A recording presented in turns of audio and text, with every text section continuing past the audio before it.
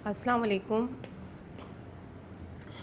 SST के अंदर आपके पास जो नया टॉपिक अब स्टार्ट होने जा रहा है जिसका नाम है, ज़ाहिर है जिसके टॉपिक्स हैं तो उसमें से आज हमने एक टॉपिक का इंतखाब किया है। आपके पास चैप्टर का नाम है why are natural environment important of individual and societies. Individual and societies, तो ये हमारे चैप्टर का नाम है। चैप्टर का नाम जब आपके पास किसी भी चैप्टर का नाम आए तो उसमें भी सबसे पहले आपने उसको स्टडी करना है कि एक्चुअली हमें इसमें पढ़ना क्या है। देखिए बेसिकली हमें जो इसमें पढ़ना है ना, वो हमें इन्वायरमेंट को पढ़ना है, ठीक है। और फिर हमने ये देखना है कि इसका इम्पैक्ट एक इंडिविजुअल के ऊपर यानी एक अकेले शख्स के ऊपर और एक पूरी ओवरऑल सोसाइटी के ऊपर क्या पड़ता है। तो आज का ये हमारा लेक्चर नंबर 1 है इस चैप्टर का, ठीक है ना, जिसमें जो टॉपिक है हमारा बिल्कुल इसका इंट्रो है, राइट। आपके पास मौजूद होगा पेज नंबर, हमारे पास जो है वो 24 और 25 हम स्टडी करने जा रहे हैं। Page number 24 and page number 25 ये आज के लेक्चर का हिस्सा रहेगा हमारा। सबसे पहले तो हम बात करेंगे इन्वायरमेंट की। इन्वायरमेंट कहते हैं किससे? Environment means surrounding, anything around us is known as environment, जिसे उर्दू में कहते हैं माहौल, ठीक है। अब जब हम इन्वायरमेंट की बात करते हैं ना तो हम इसकी डिवीजन भी करते हैं। 2 तरह के इन्वायरमेंट्स होते हैं हमारे पास, राइट। 2 तरह के इन्वायरमेंट्स होते हैं हमारे पास, एक कहलाता है नेचुरल और दूसरा कहलाता है कल्चरल। नेचुरल इन्वायरमेंट चूँकि आपके लेसन का या आपके चैप्टर का हिस्सा है तो लिहाजा नेचुरल इन्वायरमेंट को फिज़िकल इन्वायरमेंट भी कहते हैं, ठीक है, ज्योग्राफिकल इन्वायरमेंट भी कहते हैं। ये वो इन्वायरमेंट होता है जो कि गॉड गिफ्टेड होता है, इसको बनाने वाले आप या हम नहीं होते, ठीक है ना। वो तमाम तर चीज़ें जो कि ज़मीन की सरफेस पे मौजूद हैं, प्लांट्स हैं, ट्रीज़ हैं, जंगल्स हैं, माउंटेन्स हैं, रिवर्स हैं, सीज़ हैं, these are all the part और the factors of the natural environment. तो ये सारी चीज़ें यानी जिसको बनाने वाले हम और आप नहीं होते बल्कि ये क्या होते हैं, गॉड गिफ्टेड होते हैं। Like mountains, rivers, oceans, seas, forests, these are all the natural factor, these are all the natural determinants, okay. जब हम दूसरी तरफ आते हैं तो आपको ये भी पता होना चाहिए, अगर अभी आपके कोर्स आउटलाइन का हिस्सा नहीं है तो आगे जाके आपके पास कल्चरल इन्वायरमेंट भी आएगा। कल्चरल इन्वायरमेंट को नॉन फिजिकल इन्वायरमेंट कहते हैं या इसे ह्यूमन मेड इन्वायरमेंट भी कहते हैं। ये वो माहौल होता है जो हम खुद बनाते हैं, जो इंसान खुद बनाता है, ठीक है ना। ये ह्यूमन मेड इन्वायरमेंट होते हैं। This environment is made by human, ठीक है। जैसे सपोज दैट आप देखें ना, जब कोई शख्स इस दुनिया में पैदा होता है तो उसको तो नहीं पता होता है ना कि वो उर्दू बोलेगा, इंग्लिश बोलेगा, या उसका मज़हब जो है वो इस्लाम होगा या क्रिश्चियनिटी से उसका ताल्लुक हो या बुद्धिज़्म से उसका ताल्लुक होगा। ये तो जो माहौल उसको मिलता है वो उसी को अडेप्ट करता है, ठीक है ना, उसी को अपनाता है। तो कहने का मतलब ये जो इन्वायरमेंट होता है हमारा ह्यूमन मेड इन्वायरमेंट, इसके अंदर क्या क्या चीज़ें आती है? हमारा रिलीजन,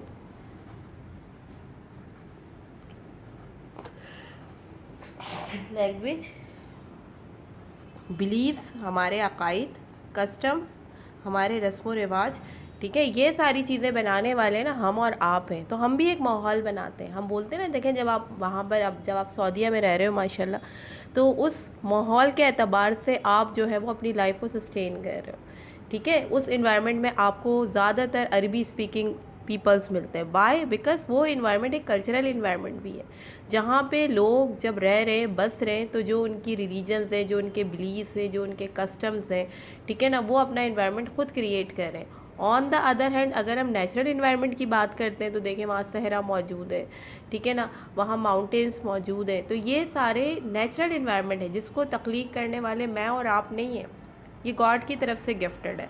तो सबसे पहले इनको आगे पढ़ने से पहले आपको ये कॉन्सेप्ट देना ज़रूरी था कि इन्वायरमेंट बेसिकली होता क्या है। अब आते हैं पेज नंबर 24 और पेज नंबर 25 की तरफ। आपके पास यकीनन बुक मौजूद होगी। इसी बुक के इन्हीं चीज़ों को हम स्टडी कर रहे हैं। वो कह रहे हैं the world is full of a natural environment. पूरी दुनिया जो है ना नेचुरल इन्वायरमेंट से भरी हुई है। That affect the experience of a living there, जो कि वहाँ पे लोगों की जो रहन सहन के तौर तरीके उसको अफेक्ट करती है, असरअंदाज करती है। जैसे मैंने अभी आपको बताया, अभी मैंने आपको स्टार्टिंग में इसके इंट्रो में मैंने आपको इसकी एग्जाम्पल दी है। फ्रॉम डेजर्ट, सहरा। अब ये सहरा भी है ना, it is a part of natural environment, क्योंकि सहरा और रेगिस्तान बनाने वाले हम और आप नहीं है। From desert to rain forest, natural environment determine the different animals and plant life. ठीक है, इन्होंने एग्जाम्पल दिया पे। अब रेन फॉरेस्ट क्या होता है ये भी हम आज की वीडियो में आपको बताएंगे डिटेल के अंदर, इसकी इंपॉर्टेंस क्या होती है। नेचुरल इन्वायरमेंट एक्चुअली डिटरमाइन करता है डिफरेंट लाइफ स्टाइल को, एनिमल के और प्लांट के। यानी एनिमल लाइफ और प्लांट लाइफ क्या होती है, जिसे हम फ्लोरा और फ्योना भी कहते हैं। ठीक है, किसी मखसूस हिस्से के अंदर अगर प्लांट ग्रो करते हैं या लिव, उनकी लाइफ होती है तो उससे हम कहते हैं फ्लोरा। ठीक है, और अगर एनिमल्स लिव कर रहे होते हैं तो उसे हम कहते हैं फ्योना, FAUNA। ठीक है, फ्योना कहते हैं उसे, जिसमें आपने याद करें, आपने साइंस में भी पढ़ा होगा कि फ्योना लाइफ के अंदर या एनिमल लाइफ के अंदर हमारे पास ओमनीवोरस होते हैं, कार्निवोरस होते हैं, हर्बीवोरस होते हैं। तो ये सारी हमारी एनिमल लाइफ होती है, यानी एनिमल लाइफ स्टाइल होता है। That can be found on a specific place, जो एक मखसूस जगह पर वो रह रहे होते हैं। As well as how the human adapt और modify their life to the environment. और फिर हम ये देखते हैं कि इंसान जो है वो क्या क्या चीज़ों को अपनाता है और अपनी ज़िंदगी को अपने माहौल के साथ मॉडिफाई करता है। ठीक है ना, रिलेट करता है।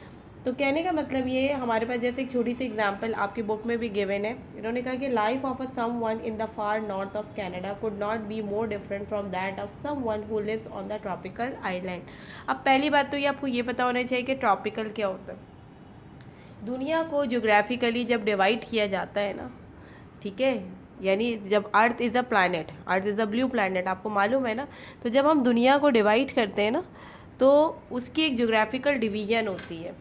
ये मैं आपको थोड़ा सा यहाँ पे डायग्राम से भी बता दूँ। ठीक है, ये हमारे पास earth, the earth is a round in shape. ठीक है, हमारे पास एक लाइन होती है जिसे हम कहते हैं इक्वेटर लाइन। ये इक्वेटर जो होता है ना, ये एक इमेजनरी बाउंड्री होती है। ठीक है, जो दुनिया को 2 हाफ्स में डिवाइड करती है। ये नॉर्थ हेमिस्फीयर कहलाता है और ये साउदर्न हेमिस्फीयर कहलाता है। अब इसके आगे हमारे पास जोन मौजूद होते हैं, ट्रॉपिकल, टेम्परेट, पोलर। ठीक है, जो इक्वेटर लाइन के करीब होगा ना वो कहलाता है ट्रॉपिकल रीजन। ये नॉर्थ में भी होगा और ये साउथ में भी होगा। इसके ऊपर होगा तो वो टेम्परेट है, इसके ऊपर होगा तो फ्रिजिड है। तो ये हमारे पास डिफरेंट रीजन्स हैं, जोग्राफिकल रीजन्स हैं। दुनिया को जब हम डिवाइड करते हैं ना जोग्राफिकली, तो उसके अंदर 3 तरह के खित्ते आते हैं, 3 तरह का पैच ऑफ लैंड आता है, tropical, temperate and frigid zone.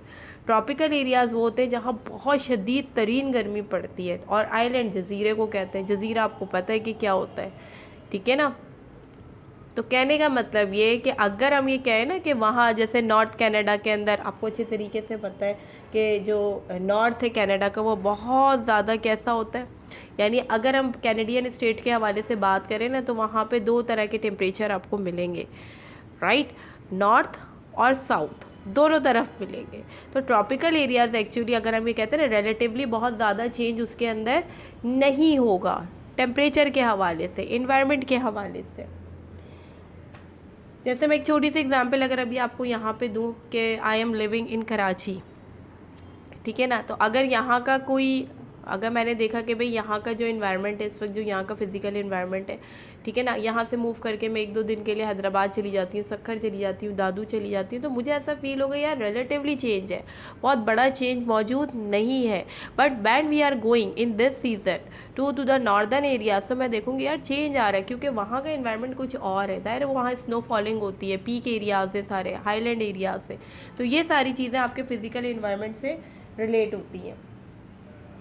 Basically इस चैप्टर का जो फोकस लाइन है, ठीक है ना, जो आपकी फोकस लाइन है जिसको आपने कंसीडर करना है, उसमें यह है कि we will explore the example of a different environment. आपने एक्सप्लोर करना है डिफरेंट एग्जांपल्स को इन्वायरमेंट से related that exist in the world, studying how they work and why they are different. इस पूरे चैप्टर के अंदर आपने इस बात को एक्सप्लोर करना है कि बहुत सारे इन्वायरमेंट, जैसे डिफरेंट इन्वायरमेंट्स मैंने अभी आपको बता दिया कि नेचुरल होता है और कल्चरल इन्वायरमेंट होता है, ठीक है ना, वो एग्जिस्ट करते हैं दुनिया में, तो हमें वो किस तरह से काम करते हैं और किस तरह से एक दूसरे से डिफरेंट होते हैं, तो और उसका इम्पैक्ट जो चेंज हो रहा है आपका इन्वायरमेंट, उसका इम्पैक्ट हमारी ह्यूमन लाइफ के ऊपर कैसे पड़ता है, ये आपको इस पूरे चैप्टर के अंदर फोकस करना है। अब हमारे पास जो एक बात आती है ना, वो ये आती है कि how do you think that the human adopt to live in the following environment. अब यहाँ पर कुछ इन्वायरमेंट इन्होंने यहाँ पे दे दिया आपको, कुछ फिजिकल इन्वायरमेंट आपको दिए हैं इन्होंने, ठीक है। नंबर 1 है हमारे पास रेन फॉरेस्ट। आज हम रेन फॉरेस्ट के बारे में सिर्फ बात करेंगे। दूसरा भी है हमारे पास हॉट डेजर्ट, लेकिन अभी हम सिर्फ रेन फॉरेस्ट के बारे में बात करेंगे इस वीडियो के अंदर। रेन फॉरेस्ट क्या होता है? रेन फॉरेस्ट हमारे पास actually powerful natural climate solution होते हैं। दीज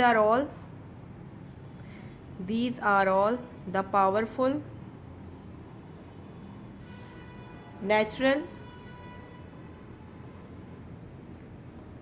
क्लाइमेट सॉल्यूशन, यानी किसी भी किस्म की अगर आबो हवा, क्लाइमेट क्या होता है? क्लाइमेट कहते हैं annual change, the annual change, ठीक है ना। इसके नतीजे में मौसम आते हैं, सर्दी, गर्मी, ख़िज़ा, बहार। तो जो जो बोलते हैं ना पावरफुल एजेंट है, वो रेन फॉरेस्ट होता है। अब ये जो ट्रॉपिकल रेन फॉरेस्ट बोलो या रेन फॉरेस्ट बोलो, ये कवर कर रहा है less than 3% of earth area, ठीक है ना। अर्थ का जो 3% एरिया है वो कवर कर रहा है ये अमेज़न। अब हमारे पास जो बड़े largest rain forest of the world कौन कौन से, ये भी आपको पता होना चाहिए। सबसे पहले हमारे पास अमेज़न, ठीक है, Amazon river basin, this is the first one and the largest tropical rain forest which is situated in south America. ये कहाँ मौजूद है? साउथ अमेरिका में मौजूद है। Okay, right now second one है हमारे पास, और भी बहुत सारे लेकिन ये कुछ ज़रा लिस्ट पे ऊपर हैं तो हम इनको डिस्कस करेंगे। Congo river basin, Congo river basin जो है ये वेस्टर्न अफ्रीका में मौजूद है। These are all the largest, ठीक है ना, largest rain forest, tropical rain forest of the world. इसकी इंपॉर्टेंस क्या है? सवाल ये पैदा होता है कि ये जो रेन फॉरेस्ट हम कह रहे हैं बार बार, rain forest rain forest rain forest, ज़ाहिर है इसका इन्वायरमेंट भी इन्फ्लुएंस करेगा ह्यूमन लाइफ के ऊपर, तो इसकी इंपॉर्टेंस क्या है? सबसे पहली बात ये, इसका जो मेन इम्पॉर्टेंस है वो क्या है आपके, it keeps our planet healthy and absorbing the carbon dioxide and releasing the oxygen that we depend on of our survival.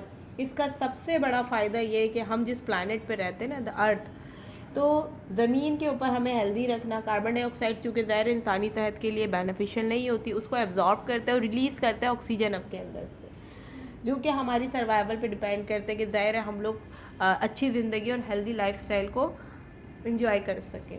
तो सबसे मेजर इंपॉर्टेंस क्या है रेन फॉरेस्ट का? It keeps our planet, planet माने अर्थ, healthy and absorbing the carbon dioxide and release the oxygen that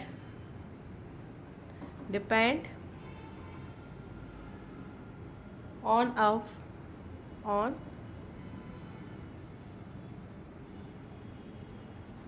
of our life style, ठीक है।